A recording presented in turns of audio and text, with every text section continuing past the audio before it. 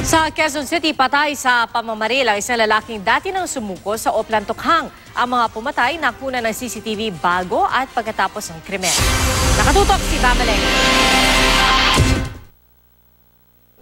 Sa CCTV footage na ito, makikita ang pagpasok ng 5 lalaki sa isang eskinita sa Sitio Campo 2, Barangay Talipapa, Quezon City, pasado 1:00 ng madaling araw.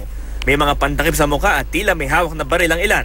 Ilang saglit pa, nakunan din ang 4 sa kanila na mabilis na lumalakad palayo ng lugar.